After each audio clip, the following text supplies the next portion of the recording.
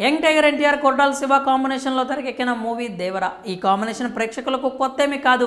Already వీరిద్దరి కాంబినేషన్లో Janata garage cinema వచ్చిన సంగతి తెలిసిందే. ఆ సినిమా బాక్సాఫీస్ వద్ద మంచి హిట్ను అందుకుంది. కాబట్టి ఈసారి వారి కాంబినేషన్లో వస్తున్న దేవర విషయంలో డౌట్ పడాల్సిన అవసరమే లేదు. అందులోనూ 6 ఏళ్ల తర్వాత తారక్ సోలో ఎంట్రీ ఇస్తున్నాడు కాబట్టి హిట్ కావడం పక్క. ఇలా దేవర సినిమా పైన భారీ హైప్ ఉంది.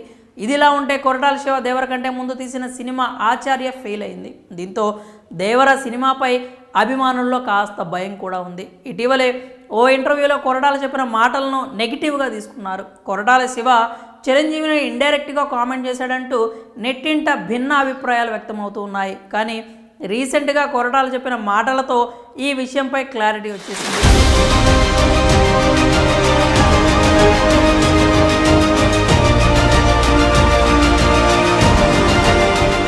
ఆచార్య సినిమా ఫ్లాప్ తర్వాత చిరంజీవి శివకు ధైర్యం చెప్పిన విషయం గురించి ఆయన ప్రస్తావించారు. మరి ఆ పూర్తి వివరాలు ఏంటో మనం ఇప్పుడు చూద్దాం. దేవర ప్రమోషన్స్లో భాగంగా ఇటీవల తారక్ కొరటాల శివ ఓ ఇంటర్వ్యూలో పాల్గొన్నారు. ఆ ఇంటర్వ్యూలో కొరటాలకు మీరు భయం గురించి సినిమా చేశారు కదా, మరి మీరు దేనికి భయపడతారు అనే ప్రశ్న అయితే ఎదురైంది. దానికి సమాధానంగా మనకి ఇచ్చిన పనికి మనం జవాబుదారీ, ఆ పనిని పూర్తి చేయాలనే భయంతో మనం దానిని పూర్తి చేస్తే ఎవరికీ భయపడాల్సిన అవసరం లేదు అన్నారు. అలాగే ఎవడి పని వాడు చేస్తే ప్రపంచం అంతా ప్రశాంతంగా ఉంటుంది అని చెప్పుకొచ్చారు.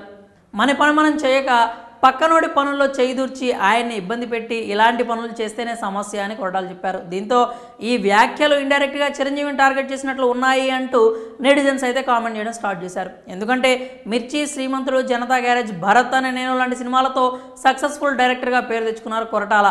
అలాంటిది ఆచార్య మాత్రం డిజాస్టర్గా నిలిచింది. ఆచార్య సినిమా తీసే సమయంలో కొరటాలను పని చేసుకొని ఇవ్వలేదని, చిరంజీవి కథను మార్చేలా చేశారు అంటూ సోషల్ మీడియాలో ఓ ప్రచారం జరిగింది. అంతేకాకుండా చిరు కూడా ఆచార్య మూవీ ఫ్లాప్ అవ్వడానికి కారణం కేవలం కొరటాల మాత్రమే అన్నట్లుగా కామెంట్ చేసినట్లు, దానికి కారణంగా వారిద్దరి మధ్య దూరం కూడా ఏర్పడినట్లు జోరుగా వార్తలు అయితే వినిపించాయి.